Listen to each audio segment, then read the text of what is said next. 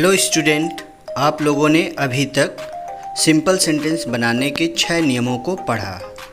Today we will study this 7th rule by using a preposition before a noun or gerund. Gerund या noun के पूर्व preposition का प्रयोग करके simple sentence बनाना, यानी एक प्रीपोजिशन वर्ड किसी जिरंड या नाउन के पूर्व हमें यहाँ पे यूज़ करना है।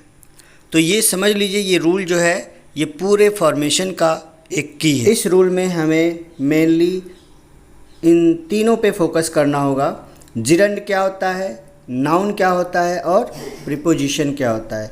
जब तक इसका कंसेप्ट क्लियर नहीं होगा आप नहीं समझ पाएंगे कि हम इसका इस्तेमाल कब और कैसे करते हैं। तो first of all, noun. What is noun? Noun के बारे में तो सभी लोग जानते हैं। All naming words are noun. जितने भी नाम वाले शब्द होते हैं उसे हम नाउन कहते हैं। जैसे मोहन, सोहन, दिल्ली, मुंबई। आई होप ये सबको पता होगा। अब बात आती है कि जिरंड क्या है। जिरंड किसे कहते हैं, किस तरह के वाक्य जिरंड होते हैं। तो यहाँ पे हमने एक छोटा सा डेफिनेशन दे रखा है, इसे आप लोग देखें। जब किसी मेन वर्ब के फर्स्ट फॉर्म में इंग जोड़ देते हैं तो वह जिरंड हो जाता है और यह वाक्य में नाउन का कार्य करता है, तथा इसका जब हिंदी उच्चारण करते हैं तो इसके शब्दों के अंत में ना, नी, ने आता है। जैसे swimming is a good exercise. Swimming ये वर्ब है, इसमें आईएनजी लगाया गया है। तो swimming is a good exercise का मतलब होता है तैरना एक अच्छा एक्सरसाइज है, व्यायाम है। तो देखिए, तैरना ये वर्ब में आईएनजी है और उसके अंत में ना, नी, ने भी आ रहा है। इट मीन्स स्विमिंग क्या है, जिरंड है। इसके बाद एक और एग्जाम्पल है, speaking truth is a good habit. सत्य बोलना एक अच्छी आदत है। यहाँ भी स्पीकिंग क्या है, जिरंड है। तीसरा एग्जाम्पल हमने दिया है, we like seeing good movies. हम अच्छी मूवी देखना पसंद करते हैं। तो देखना यानी ये क्या है, जिरंड है। तो इस प्रकार हम क्लियर हो जाते हैं कि जिरंड में वर्ब के फर्स्ट फॉर्म में आईएनजी का इस्तेमाल हम करते हैं। कई बार ऐसा होता है, कुछ स्टूडेंट इस बात से भी कंफ्यूज हो जाते हैं कि सर जिरंड और अभी हाल में हमने प्रेजेंट पार्टिसिपल का भी प्रयोग किया था, उसमें भी आईएनजी का इस्तेमाल किया गया था। बट प्रेजेंट पार्टिसिपल और जिरंड में कुछ खास अंतर है जो डिफरेंस देखने को मिलता है, जैसा कि हमने अभी आपकी स्क्रीन पर ये डिफरेंस चार्ट दिख रहा है। पहला जैसे हमने लिखाया था swimming is a good exercise, तो swimming is a good exercise ये तो जिरंड है, बिकॉज स्विमिंग में आईएनजी लगा हुआ। एक वर्ब में आईएनजी आया है जिसका मीनिंग जो हो रहा है तैरना, ना, नी, ने आ रहा है, ठीक है।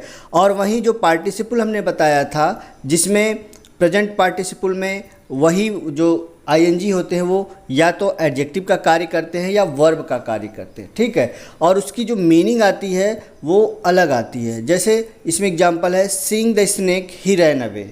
यहाँ भी सी में आईएनजी लगा हुआ है, बट सी में ना, नी, ने इसका मीनिंग जो है नहीं आ रहा है, ठीक है। तो सीइंग द स्नेक का मतलब हुआ सांप को देखकर ही रैन अवे, वह भाग गया। तो ये जिरंड नहीं है बल्कि ये पार्टिसिपल है, ठीक है। और दूसरा एग्जांपल है, he likes singing. He likes singing, वह गाना पसंद करता है, गाना गाना पसंद करता है। और वहीं सामने जो है पार्टिसिपल में अगर देखा जाए तो ही स्लैप्ड ए स्लीपिंग चाइल्ड। उसने एक सोते हुए बच्चे को थप्पड़ मारा। तो देखिए, सोते हुए यानी पार्टिसिपल में कर करके हुआ, हुई, हुए आते हैं, ठीक है। तो यहाँ भी देखिए स्लीपिंग में ना, नी, ने कोई मीनिंग नहीं आ रहा है, यानी इसके अंत में ना, नी, ने का इस्तेमाल नहीं हो रहा है और ये एक एडजेक्टिव या वर्ब का कार्य कर रहा है। इसके अलावा एक और एग्जांपल है, आई सा a blind man walking on the road. देखिए, वॉकिंग मीन्स टहलना। तो यहाँ इसकी मीनिंग क्या हो रही है, मैंने एक अंधे आदमी को सड़क पर चलते हुए देखा, ठीक है। तो चलते हुए, तो ये क्या है, एडजेक्टिव है, ठीक है। तो इस प्रकार हम इसके अंतर को समझ सकते हैं। अब अगला जो क्वेश्चन है वो ये है कि प्रीपोजिशन किसे कहते हैं। प्रीपोजिशन के लिए भी हमने एक छोटी सी डिफिनेशन दे रखी है, इसे आप लोग याद कर लें।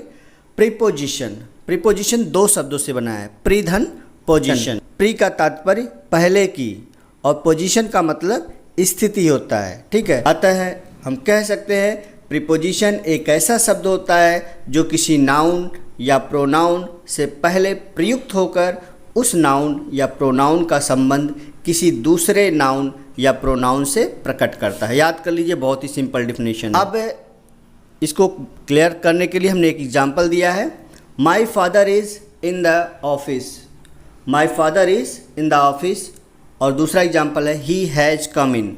यहाँ दोनों शब्दों में इन का प्रयोग किया गया है, यहाँ भी इन है और यहाँ भी इन का प्रयोग किया गया। तो my father is in the office, यहाँ इन जो है ऑफिस के जस्ट पहले लिखा हुआ, हाँ बिल्कुल किसी नाउन के पहले हमने प्रयुक्त किया है और ये किसी दूसरे नाउन को क्लैरिफाई कर रहा है। यानी माई फादर ये भी एक नाउन है, इट मीन्स यहाँ जो इन है ये प्रीपोजिशन है। और दूसरा जो शब्द है ही हैज़ कम इन, तो इन के बाद कोई नाउन या प्रोनाउन नहीं आया है, यानी ये किसी नाउन या प्रोनाउन के पहले यूज नहीं किया गया है। इट मीन्स इन जो है यहाँ पे प्रीपोजिशन नहीं है, बल्कि ये एक एडवर्ब का कार्य कर रहा है जो किसी वर्ब को डिस्क्राइब कर रहा है। आई होप आप लोगों की समझ में आया होगा। इसके अलावा कुछ ऐसे वर्ड्स हैं जिन्हें आपको याद करना होगा और इसी बेस पे आपको सिंपल सेंटेंस बनाना होगा। कुछ वर्ड जैसे विथ प्रीपोजिशन होता है। अब यहाँ पे इसकी मीनिंग क्या होगी? विथ का मतलब से या की सहायता से, यानी विथ का प्रयोग हम इस मीनिंग में भी यूज करेंगे, जैसे he killed a lion with a gun.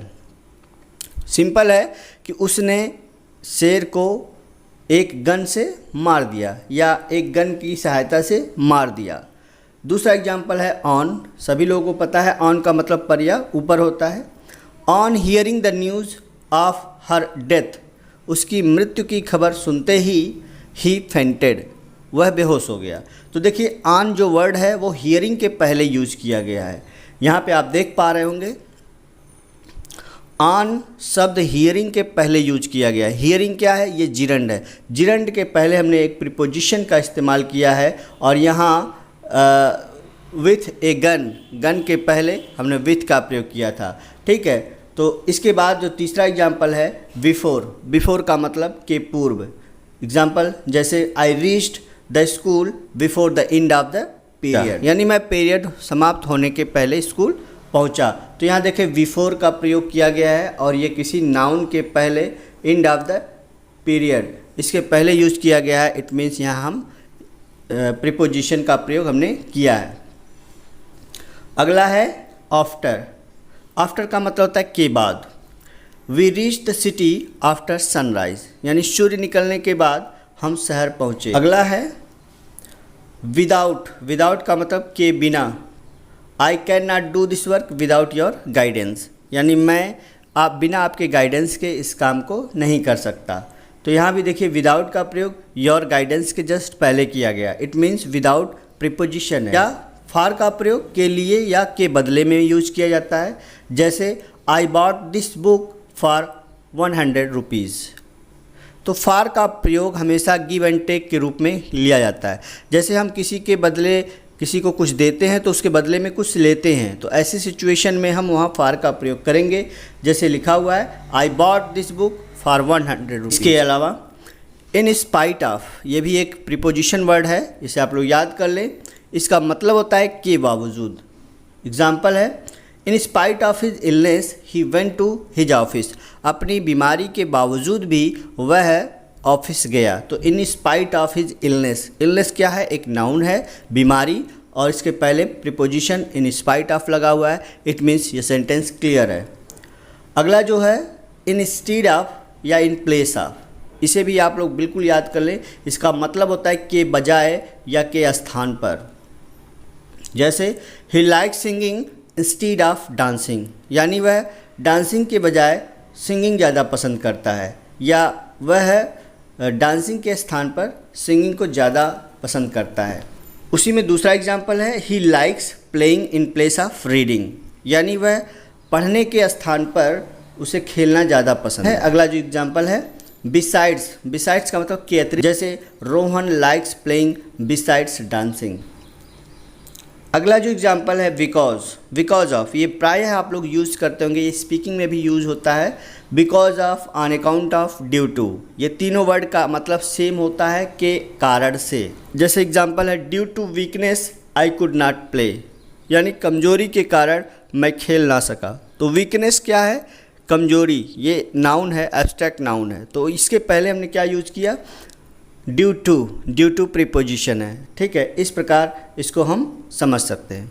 अब हम आ जाते हैं formation of simple sentence by using a preposition before a noun और जिरंड, यानी नाउन और जिरंड के पहले प्रीपोजिशन हम सिंथेसिस में कैसे यूज़ करते हैं उसके बारे में कुछ एग्जाम्पल है, इसे आप लोग देखें और इसी एग्जाम्पल के ही बेस पे आप इस चीज़ को समझ सकेंगे।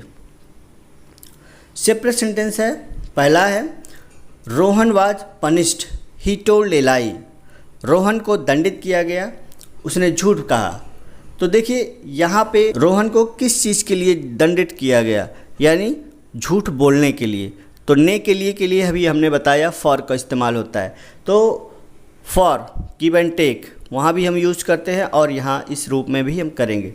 तो रोहन वाज पनिश्ड फॉर के बाद हम वर्ब में आईएनजी लगाएंगे, फॉर टेलिंग ए लाई।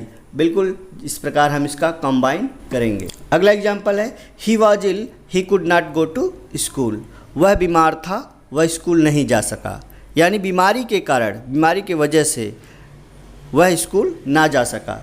तो because of illness he could not go to school. Because of अभी हमने समझाया है, उसकी मीनिंग भी बताया है। I bought a pen I gave 10 rupees for it, यहाँ भी देखिए गिव एंड टेक का इस्तेमाल हो रहा है, इस मीन्स यहाँ पे हम फॉर का प्रयोग करेंगे। तो I bought a pen for 10 rupees, बहुत ही सिंपल है।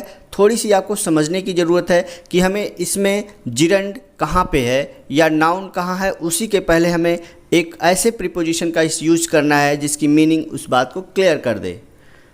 अगला एग्जाम्पल है separate, I told my house I got 50 lakh rupees. यहाँ भी देखिए गिव एंड टेक हो रहा है कि मैंने अपना घर बेच दिया और उसके बदले मुझे 50 लाख रुपए मिले। तो ऐसी सिचुएशन में यहाँ भी हम फार का प्रयोग करेंगे। I sold my house for 50 lakh rupees. इसके बाद है separate, he work hard he failed, उसने मेहनत किया वह असफल हो गया। इन स्पाइट ऑफ का मतलब अभी हमने ऊपर समझाया था कि मेहनत के बावजूद भी, है ना, इन स्पाइट मतलब के बावजूद, यानी इन स्पाइट ऑफ वर्किंग हार्ड, यानी कठिन परिश्रम के बावजूद भी ही फेल्ड, वह फेल हो गया, असफल हो गया। तो इस तरह से इसको आप समझ सकते हैं। छठा एग्जाम्पल है आई मेट ए मैन। देखिए एग्जाम्पल ही आपको इस चीज़ को क्लियर करेगा, एग्जाम्पल के बेस पे ही आप इसको समझ पाएंगे, क्योंकि बहुत सारे प्रीपोजिशन होते हैं, बहुत सारे वर्ड्स होते हैं, तो हम एक प्लेस पे एक वीडियो में इस चीज़ को हम एक्सप्लेन नहीं कर सकते, ठीक है। तो एग्जाम्पल के ही बेस पे आप इसको समझ सकते हैं और इसको लिख सकते हैं। I met a man he had a gun in his hand, मैं एक आदमी से मिला, उसके हाथ में एक गन था। तो क्या हो जाएगा, I met a man with a gun in his hand. With का प्रयोग हम कर सकते हैं कि यानी मैं एक आदमी से मिला जिसके पास एक गन था। My brother is ill he has high fever. अब यहाँ देखिए इल हाई फीवर है, तो इट मीन्स ये बीमारी के लिए भी होता है, तो बीमारी के लिए भी हम विथ का प्रयोग करते हैं। My brother is ill with high fever, यहाँ पे विथ का प्रयोग करेंगे। नेक्स्ट है his brother failed he heard the news he fainted. ये सबसे इम्पॉर्टेंट एग्जाम्पल है, अक्सर ये एग्ज़ाम में आते भी हैं, इसे आप अच्छे से तैयार कर लें। इसे बनाने का तरीका थोड़ा सा अलग है, इसे ध्यान दें। तो उसका भाई असफल हो गया, ही हर्ड द न्यूज़, उसने ये खबर सुना। ही फेल्ड, वह बेहोश हो गया। तो क्या करेंगे आप, इसी बात को इस प्रकार कहेंगे कि अपने भाई की असफलता की खबर सुनने पर वह बेहोश हो गया, सुनने पर। तो अब इसका जब ट्रांसलेशन करेंगे तभी हम प्रीपोजिशन बिफोर ए नाउन और जिरंड का इस्तेमाल हम करेंगे। तो on hearing the news of his brothers failure, यानी हम फेल को नाउन में चेंज कर देंगे, ठीक है। तो फेल का नाउन होगा फेलर। तो on hearing the news of his brothers failure he fainted, इस प्रकार होगा। अगला है I wrote a book the book was on grammar. ये तो बहुत ही सिंपल है, I wrote a book on grammar, मैंने ग्रामर पर एक किताब लिखा। 10वां है he gave me money he gave me sweet also, उसने हमें 2 चीज़ें दिया, पैसे भी दिया और स्वीट्स भी दिया। तो ऐसी सिचुएशन में बिसाइड का इस्तेमाल करेंगे, तो क्या कहेंगे, besides giving me money he gave me sweets, यानी पैसे देने के अलावा उसने मुझे मिठाइयाँ भी दी। ठीक है, तो इस प्रकार इसको लिखेंगे। अगला है you help me I would have failed, तुमने मेरी मदद की मैं असफल हो गया होता। तो I would have failed without your help, यानी मैं आपके मदद के बिना पास नहीं होता, मैं फेल हो गया होता। अब अगला एग्जाम्पल है I made my best effort I could not pass BSc, तो इसको हम 2 तरीके से लिख सकते हैं कि इन spite of my best effort I could not pass BSc, यानी मैं अपने भरसक प्रयत्न करने के बावजूद भी मैं पास नहीं हुआ। या आप ऐसे भी लिख सकते हैं इसको, इन spite of making my best effort I could not pass. तो इस प्रकार आज का ये रूल समाप्त होता है। आई होप आप लोगों की समझ में आया होगा। आपके प्रैक्टिस के लिए कुछ होमवर्क हमने दे रखा है, इसका आप लोग स्क्रीनशॉट ले लें और प्रैक्टिस करें। How to use a preposition before a noun और जिरंड।